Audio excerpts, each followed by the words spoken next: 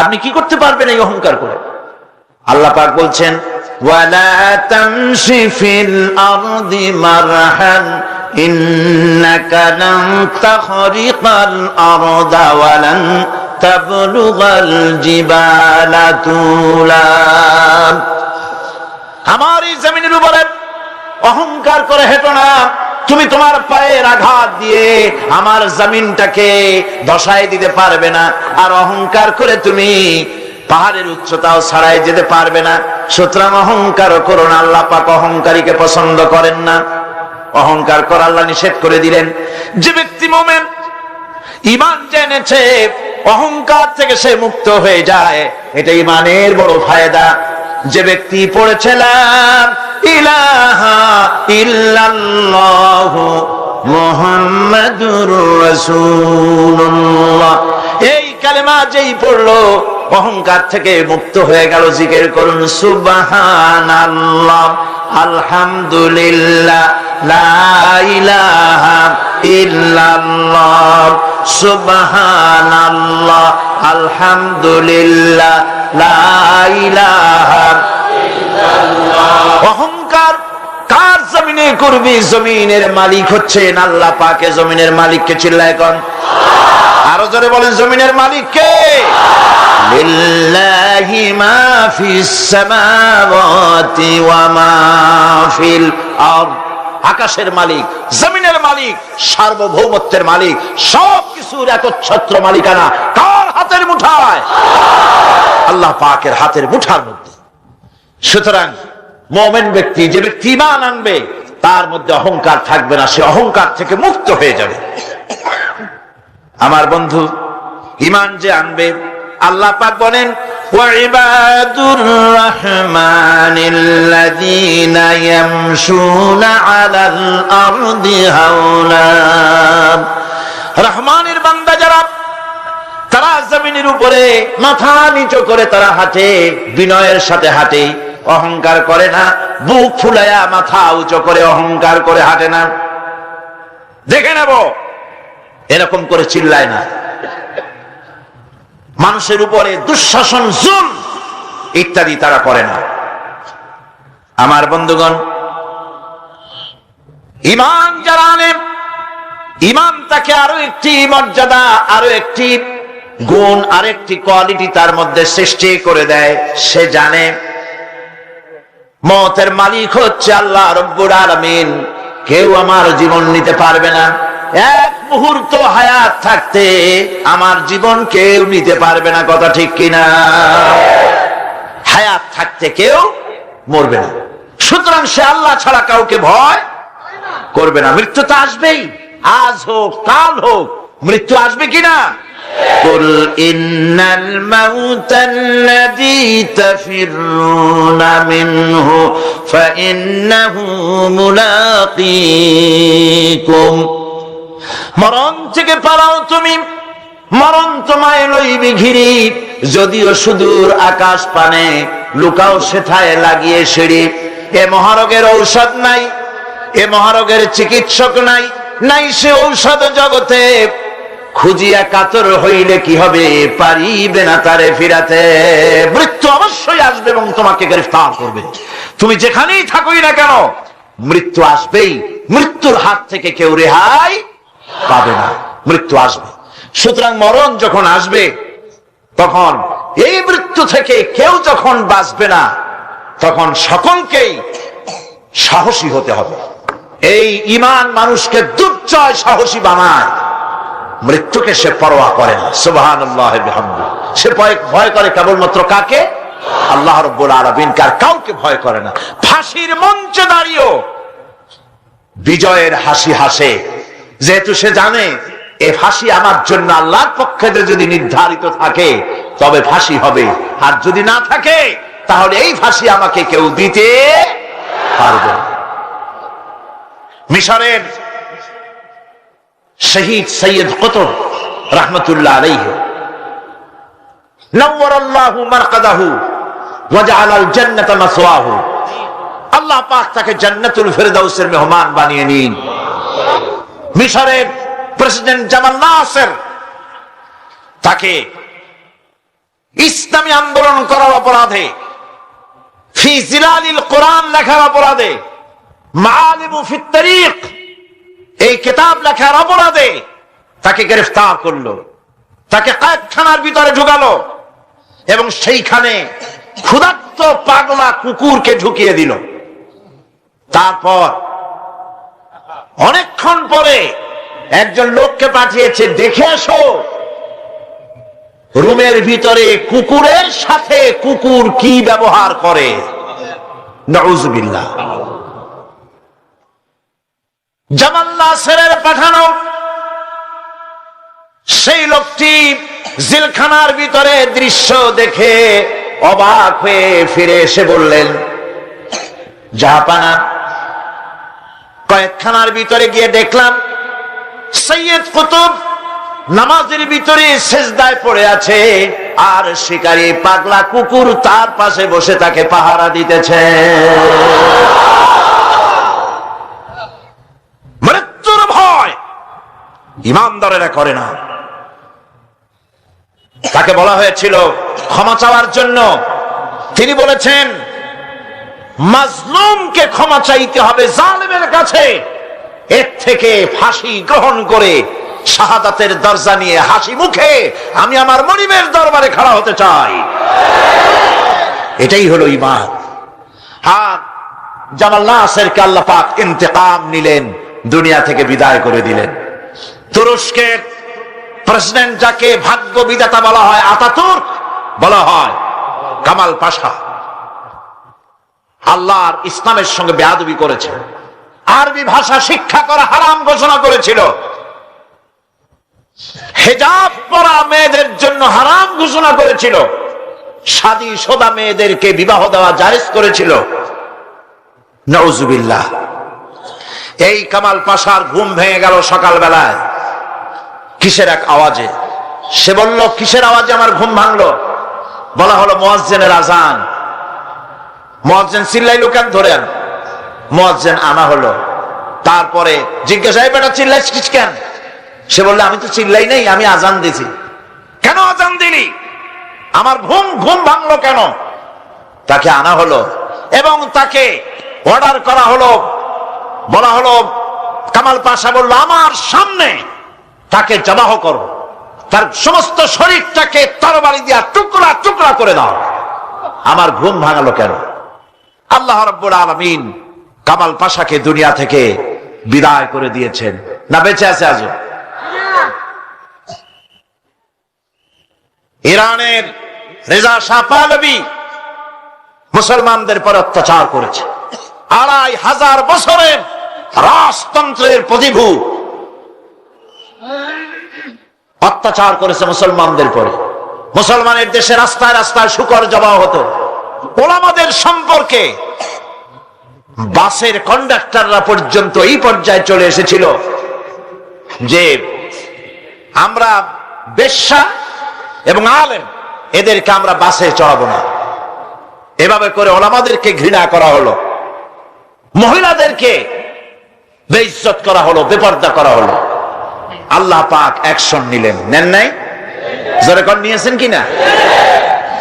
ইরানে বিপ্লব শুরু হলো।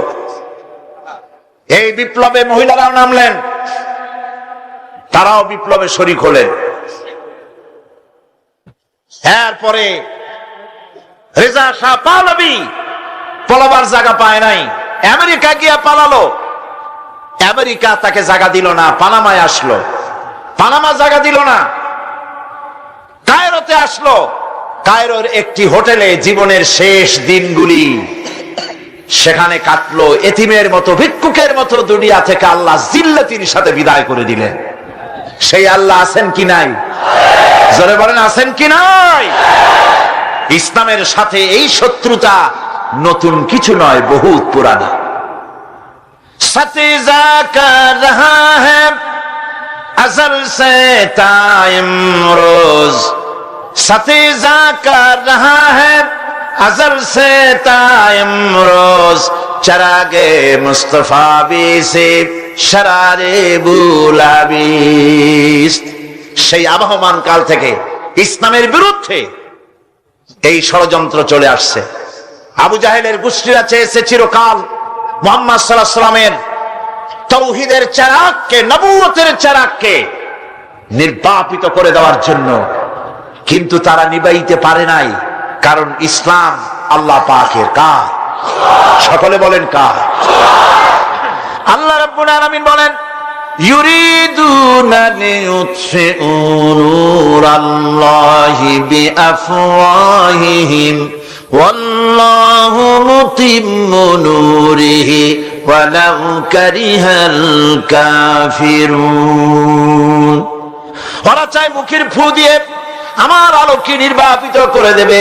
আল্লাহ পাক বলেন, আমি আমার আলোকে পূর্ণতা দান করব, তাতে কাফির বেঈমানদের মনের মধ্যে যত জ্বালা যন্ত্রণা হোক না কেন, ওদের মনে যত কষ্ট হোক, আমার দ্বীনের আলোকেও নির্বাপিত করতে পারবে না।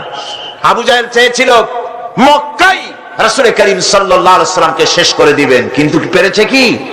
পারে না। আবু জাহেলের গোষ্ঠী শেষ হয়েছে, কিন্তু রাসূল করিম সাল্লাল্লাহু আলাইহি ওয়াসাল্লামের আওয়াজ বিশ্বময় চালু আছে। ওয়ারাফা'না লাকা যিকরাক, আল্লাহ পাক বলেছেন, আমি আপনার প্রশংসার দিগন্তকে বিশ্বময় ছড়িয়ে দেব। সুবহানাল্লাহ ওয়া বিহামদিহি। আজ লন্ডনে, আমেরিকায় আযান হয় মসজিদে। সেই আযান আগে হতো মসজিদের ভেতরে,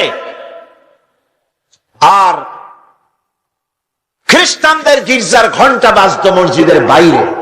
মুসলমানেরা কেস করলো কোর্টে, একই ধর্মীয় কারণে খ্রিস্টানরা গির্জার বাইরে ঘন্টা পিটায়, আর আমাদের একই ধর্ম, আমরা মানুষকে আহ্বান জানাই আযানের মাধ্যমে, সেটা মসজিদের মধ্যে দিতে দেওয়া হয়। এই আইনের আমরা প্রতিবাদ করছি। 3 বছর কেস চলল। 3 বছর কেস চলার পর ইংল্যান্ডে এখন মসজিদগুলিতে হর্ন বাইরে দিয়ে আযান শুরু হয়ে গেছে। লন্ডনের বুকে মসজিদের আযান মাইকে যখন ছড়িয়ে পড়লো, আমার মনে পড়লো তখন বিশ্বকবি, কবি সম্রাট আল্লামা ইকবাল রহমাতুল্লাহ আলাইহির কথা। তিনি কি সুন্দর করে না বলেছেন, মাগরিব কি ওয়াদিও মে গूंजी अज़ा हमारे, मगरिब की वादियों में गूंजी अज़ा हमारी, थमथा न था किसी से सैर रवा हमारा।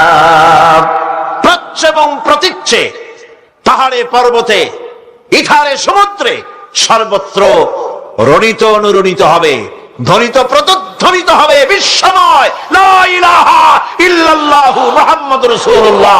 এটাকে ঠেকাবার ক্ষমতা কারো নাই। আজ যদি দুনিয়া বাঁচতে চায়, আমরা কি বাঁচতে চাই? বলেন, আমরা কি বাঁচতে চাই? তাহলে আমরা যদি বাঁচতে চাই, সম্মান নিয়ে যদি বাঁচতে চাই, আল্লাহর নবী বলেছেন, ইয়া আইয়ুহান নাস কুলু লা ইলাহা ইল্লাল্লাহ তুফলিহু।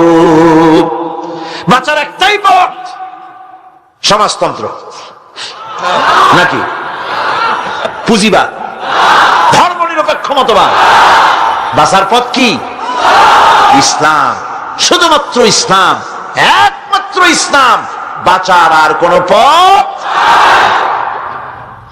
সুতরাং সেই বাঁচার পথ আমাদের হাতে ফিরে আসতে পারে। কিভাবে পারে? আমরা আল্লাহর কাছে চাইবো, আল্লাহ এমনি দিয়ে দিবেন? বলেন দিবেন? না, কোশিশ করতে হবে, চেষ্টা করতে হবে, সাধনা করতে হবে, জিহাদ করতে হবে, রক্ত দিতে হবে। সাহাবায়ে কেরাম রক্ত দিয়েছেন।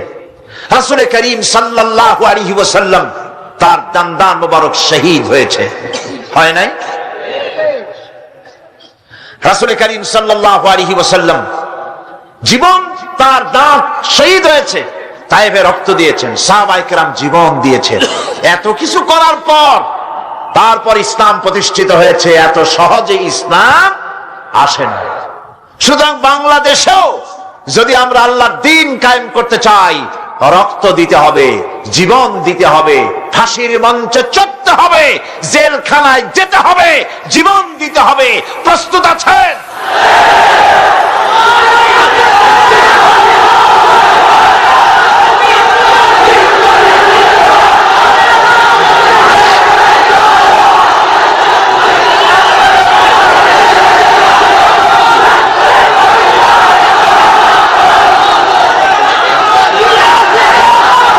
বন্ধুগণ,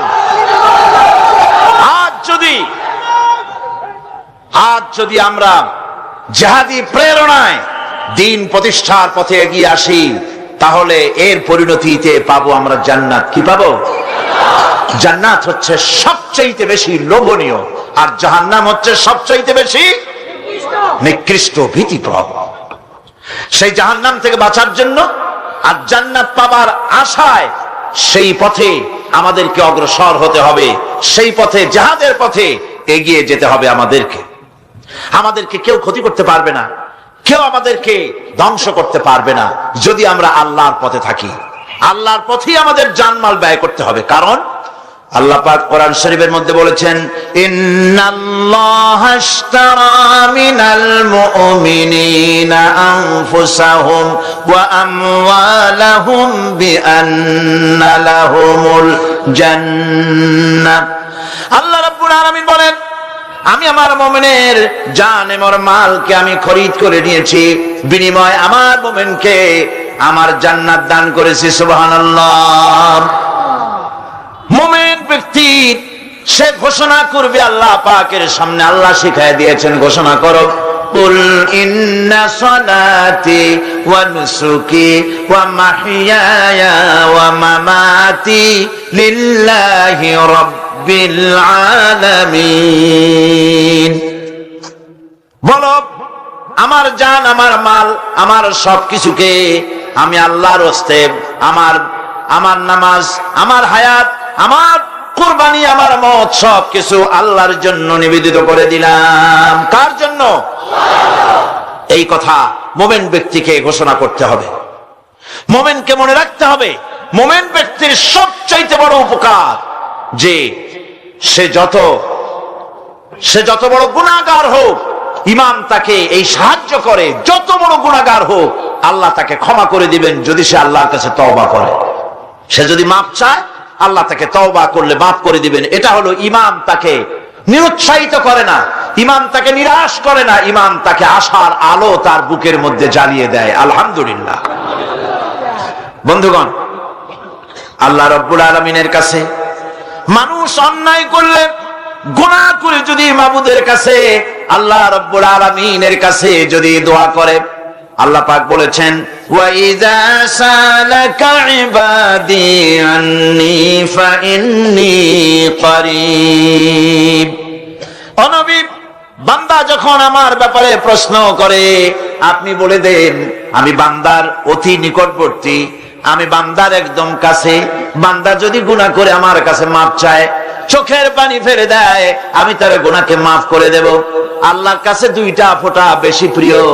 একটা হলো জিহাদের ময়দানে যে রক্ত ফোঁটা পড়ে, এই রক্ত ফোঁটা, আর একটা হলো চোখের পানি। আল্লাহর ভয়তে বান্দার চোখ থেকে যে পানি ফোঁটা পড়ে, আল্লাহ রাব্বুল আলামিন এই পানি ফোঁটায় খুশি হয়ে যান।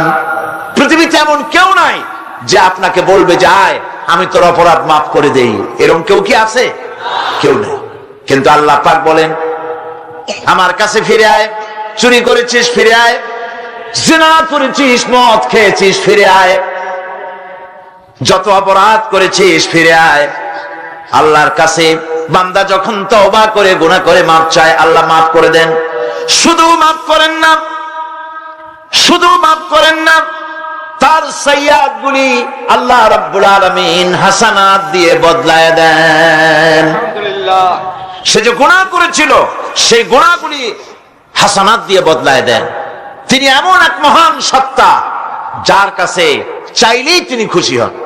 हर हमेशा देने को वो तैयार है, हर हमेशा देने को वो तैयार है, जो ना मांगे उससे वो बेजार है। যে চায় আল্লাহ তারে বেশি করে দেন, যে চায় না আল্লাহ পাক তার প্রতি নারাজ হয়ে যান। সুতরাং চাওয়াটাই বেশি জরুরি। রাতের আধারে তাহাজ্জুদের নামাজ পড়ে মানুষ যখন কান্দে, মুসলিম শরীফের হাদিসে এসেছে, প্রতি রাত্রে আল্লাহ রাব্বুল আলামিন শেষ আকাশে সেখান থেকে মানুষকে ডাকেন, ও আমার বান্দারা আমার কাছে চাও, কে অপরাধ করেছো, গুনাহ করেছো। মানুষেরা ওই সময় যারা কাঁদতে থাকে আল্লাহ রাব্বুল আলামিন ফেরেশতাদেরকে সাক্ষী রেখে বলেন, দেখো আমার এই বান্দাগুলি কিভাবে কাঁদতেছে, আমারে দেখে নাই, আমার দুজক দেখে নাই, বেহেশত দেখে নাই, শুধু আমার ভয়তে, জাহান্নামের ভয়তে কোরআন হাদিস বিশ্বাস করে যেভাবে কাঁদতেছে আমি তোমাদেরকে সাক্ষী রাখতেছি, আমার এই বান্দাগুলিকে আমি